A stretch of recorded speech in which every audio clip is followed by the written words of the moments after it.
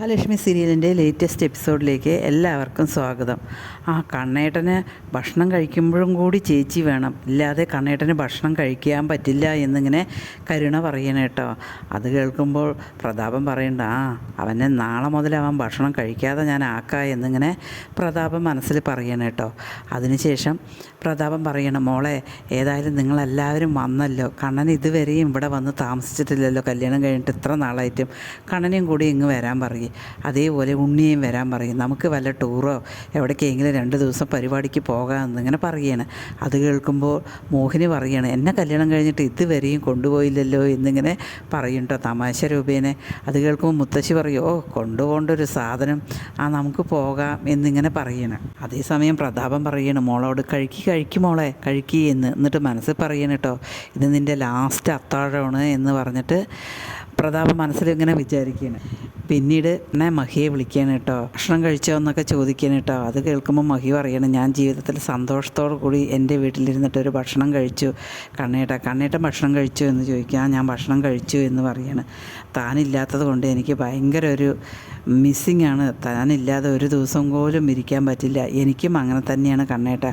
താൻ അവിടെ പോയി അവരുടെ സ്നേഹമൊക്കെ ആയപ്പോൾ തനിക്ക് അവിടെ തന്നെ ഇരിക്കണമെന്ന് കൂടുതൽ തോന്നുന്നുണ്ടോ എന്നിങ്ങനെ ചോദിക്കണം കേട്ടോ. കണ്ണേട്ടന് പകരം കണ്ണേട്ടൻ മാത്രമേ ആവുള്ളൂ, അതിന് പകരം വയ്ക്കാൻ വേറൊരാളും ആവില്ല കണ്ണേട്ട. എനിക്കും വിഷമമുണ്ട്, എന്തായാലും ശരി ഞാൻ നാളെ പറഞ്ഞിട്ട് വരാം എന്നിങ്ങനെ പറയണം കേട്ടോ. അതിനുശേഷം ഗുഡ് നൈറ്റൊക്കെ പറയാണ്. മഹി പറയാണ്, ഞാൻ വീഡിയോ കോളിൽ വരട്ടെ എന്ന് പറയും. വേണ്ടടോ, തന്നെ കണ്ടു കഴിഞ്ഞാൽ എനിക്ക് വീണ്ടും വിഷമാകും, പക്ഷേ എൻ്റെ മനസ്സിങ്ങനെ നീറിപ്പോകുകയാണ്, എന്തോ ഒരു ആപത്ത് വരുന്നുണ്ട് എന്തുതന്നെയാണെങ്കിലും താനൊന്ന് നന്നായി ശ്രദ്ധിക്കണം എന്നിങ്ങനെ പറയണട്ടെ. ഒന്നുമില്ല കണ്ണേട്ട, ഒന്നുമില്ല, ഒരു കുഴപ്പമില്ല, ഏതായാലും ശരി ഞാൻ നാളെ വരാമെന്ന് പറഞ്ഞ് മഹി കണ്ണനോട് ഫോൺ വയ്ക്കുകയാണ് കേട്ടോ. മഹിയും കൂടി കിടന്നുറങ്ങുമ്പോൾ ജനലിലിങ്ങനെ ഒരാൾ തട്ടുകയാണ്. അത് തട്ടണ് കാണുമ്പോൾ മഹി പെട്ടെന്ന് എണിക്കുകയാണ് കേട്ടോ. അമ്മ ഇതാരോ തട്ടണുണ്ട് എന്നിങ്ങനെ പറയണം കേട്ടോ. അതേസമയം പ്രതാപനെ വിളിക്കാം നമുക്ക് എന്നിങ്ങനെ പറയണം, അച്ഛനെ വിളിക്കുക എന്ന് പറഞ്ഞിട്ട് മോഹിനി അച്ഛനെ വിളിക്കുകയാണ് കേട്ടോ. അച്ഛനെ വിളിക്കുമ്പോൾ അച്ഛൻ പറയും, അത് വല്ല പൂച്ചയായിരിക്കും എന്നിങ്ങനെ പറയണം. അതേസമയം വീണ്ടും സൗണ്ട് തട്ടുന്നത് മോഹിനി പ്രതാപനെ കേൾപ്പിച്ച് കൊടുക്കുകയാണ് കേട്ടോ. അതിനുശേഷം പ്രതാപം ഇങ്ങനെ വരികയാണ്, ടോർച്ചും സാധനങ്ങളൊക്കെ ഇതിൽ താഴെ വരികയാണ്. എന്നാൽ ഞാൻ വരാറുണ്ട്. അതേസമയം മുത്തശ്ശി പോയി കരുണയോട് പറയും, മോൾ എന്ത് ശബ്ദം ഉണ്ടെങ്കിലും ശരി ഈ റൂമിൽ നിന്ന് പുറത്തിറങ്ങരുത് കേട്ടോ എന്നിങ്ങനെ പറയുകയാണ് കേട്ടോ. അതേസമയം ചോദിക്കണം കേട്ടോ, പുറത്തേക്ക് പോകണ്ട മോളെ, പുറത്തേക്ക് പോകണ്ട. അച്ഛനോടും മഹി പറയണം കേട്ടോ, പുറത്തേക്ക് പോകണ്ട എന്നിങ്ങനെ പറയണം കേട്ടോ. അവരെല്ലാവരും കൂടി ഇങ്ങനെ നിന്നതിന് ശേഷം മഹിയോടും മോഹിനി ഇവിടെ തന്നെ നിന്നാൽ മതി, ഏതായാലും ഒന്ന് പുറത്ത് പോയി നോക്കാം എന്ന് പറഞ്ഞിട്ട് മുത്തശ്ശിയും പ്രതാപനും കൂടി പുറത്തേക്ക് ഇറങ്ങുകയാണ് കേട്ടോ. അതേസമയം പെട്ടെന്ന് തന്നെ പ്രതാപൻ മോഹിനിയും വിളിക്കും. മോഹിനി പോകുമ്പോൾ തന്നെ മോളോട് അവിടെ തന്നെ നിന്നോട്ടോ മോളെ എന്നിങ്ങനെ പറഞ്ഞതിന് ശേഷമാണ് പോകുക കേട്ടോ. മഹി ആകെ പേടിച്ചിട്ട് അന്തം വിട്ട് എല്ലാവിടേക്കും ഇങ്ങനെ നോക്കി നിൽക്കുകയായിരിക്കും കേട്ടോ. അതേസമയം പ്രതാപനും മോഹിനിയും കൂടി വഴിയിലും അവിടെ ഇവിടെയൊക്കെ പോയി തിരയാണ് കേട്ടോ. അതേസമയം മോഹിനി ഇങ്ങനെ പറയുന്നുണ്ട്, മോള് വന്ന സമയത്ത് തന്നെയാണോ ഇങ്ങനെ വന്നത് എന്ന്. പ്രതാപൻ പറയുന്നുണ്ട്, മോള് ബേക്കിൽ എവിടെയെങ്കിലും വാതിൽ തുറന്നിട്ടിട്ടായിരിക്കും, അതുകൊണ്ടാണ് ഇങ്ങനെയെന്നൊക്കെ പറഞ്ഞ് ഇങ്ങനെ പറയുന്നുണ്ട് കേട്ടോ. അതേസമയം കള്ളന്മാർ വന്ന് മഹിയെ ക്ലോറോഫോം മണപ്പിച്ചിട്ട് മഹിയെ എടുത്തുകൊണ്ട് കാറിൽ കയറ്റി പോവുകയാണ് കേട്ടോ. മഹി ഒന്നും അറിയില്ല കേട്ടോ. കള്ളന്മാരെന്നിട്ട് പറയുന്നുണ്ട്, ഏതായാലും പ്രതാപൻ സാറ് പറഞ്ഞതാണല്ലോ, ബാക്കി കാര്യമൊക്കെ പ്രതാപൻ സാറ് നോക്കും, നമുക്ക് ഏതായാലും കൊണ്ടുപോകാമെന്ന് പറഞ്ഞ് അവർ കൊണ്ടുപോവുകയാണ് കേട്ടോ. പ്രതാപൻ എന്തായാലും അറിയും അവർ കൊണ്ടുപോയിരിക്കുകയാണ് എന്ന്. അതേസമയം പ്രതാപൻ വഴിയിൽ കൂടി എല്ലാവരുടെയും നോക്കിയിട്ട് വരികയാണ് കേട്ടോ. എവിടെയും കാണാനില്ലല്ലോ, നിങ്ങൾക്ക് തോന്നിയതായിരിക്കും എന്നിങ്ങനെ മോഹിനിയോട് പറയണട്ടെ. അല്ല, ഞാൻ ശരിക്കും കണ്ടതാണ്, ഞാനും മോളും കണ്ടതാണ് എന്നിങ്ങനെ പറയണം കേട്ടോ.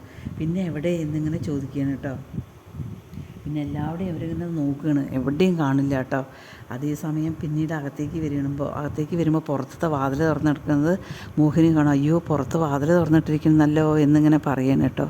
അത് നിൻ്റെ മോളായിരിക്കും എന്നിങ്ങനെ പറയണേ. ഈ മോള് പുറത്തേക്ക് പോവാറില്ല, അങ്ങനത്തെ ഒരു സ്വഭാവം മോൾക്കില്ല എന്നിങ്ങനെ പറയണം. അതേസമയം അവരെല്ലാവരും കൂടിയിട്ട് മോളെ തിരയാണ് കേട്ടോ. മോളെ എവിടെ കാണാനില്ലല്ലോ എന്ന് പറഞ്ഞ് മോഹിനി ഇങ്ങനെ എല്ലാവിടെയും തിരയാണ്. അതേസമയം കരുണ ഒന്നും അറിയാത്ത പോലെ എന്താ അവിടെ ഒരു ബഹളം എന്നിങ്ങനെ ചോദിച്ചിട്ട് വരികയാണ് കേട്ടോ. കരുണയോട് പറയും, ഇവിടെ കള്ളം കിടന്നതാണ് മോളെ എന്നിങ്ങനെ പറയണം കേട്ടോ. പിന്നീട് കരുണയോട് ഇങ്ങനെ പറയാണ് പ്രതാപ്, മോഹിനി ഇങ്ങനെ തിരഞ്ഞു പോയല്ലോ. അതേസമയം കരുണയോട് ഇങ്ങനെ പറയണം, അവളെ കുറേ നാൾ പോലീസുകാരെ അന്വേഷിക്കും, അത് കഴിഞ്ഞിട്ട് വല്ല കൊക്കയിലും എവിടെയെങ്കിലും കൊണ്ടുപോയിടും എന്നിങ്ങനെ പറയണം കേട്ടോ. അത് കേൾക്കുമ്പോൾ മുത്തശ്ശി പറയുന്നുണ്ടോ, എടാ പ്രതാപ, എന്തെങ്കിലും പ്രശ്നമാവോ, കണ്ണൻ നിസ്സാരക്കാരനല്ല, അവൻ ഒരുപാട് അന്വേഷണം നടത്തും എന്നിങ്ങനെ പറയണം. അതിനെന്താ, അവൻ നടത്തട്ടെ, അവൻ നടത്തി കഴിഞ്ഞാൽ ഞാനങ്ങോട്ട് കുറ്റേൽക്കും. പക്ഷേ ഇനി കണ്ണന് മഹാലക്ഷ്മി വേണ്ട, അത് ഉറപ്പായ കാര്യമാണ് എന്നിങ്ങനെ പ്രതാപം പറയണം. എൻ്റെ മോൾ അവിടെ സന്തോഷമായി ജീവിക്കട്ടെ, അതിന് വേണ്ടിയിട്ട് ഞാൻ ജയിലിൽ പോയി കിടക്കാനും എനിക്കൊരു മടിയില്ല. മോളൊരു നല്ലൊരു വക്കീലിനെ കണ്ടിട്ട് വേണ്ട പോലെ ഏർപ്പാടാക്കിയാൽ മതി. അവന് മാത്രമല്ല മോളെ, നമുക്കും പൈസയുണ്ട് എന്നിങ്ങനെ പറയണം കേട്ടോ. പിന്നീട് മോഹിനി മോളെ ഒന്നും കാണാനില്ല, മോളെ കാണാനില്ല എന്നിങ്ങനെ പറഞ്ഞ് കരഞ്ഞ് വന്നിട്ട് പറയണം കേട്ടോ. മോളെ കാണാനില്ല എന്നിങ്ങനെ പറഞ്ഞ് കരഞ്ഞു കൊണ്ട് വരികയാണ് കേട്ടോ. അതേസമയം മുത്തശ്ശി പ്രതാപ എന്നിങ്ങനെ വിളിച്ചുകൊണ്ട് കാണിക്കുന്നതാണ് എപ്പിസോഡ് അവസാനിക്കുന്നത്.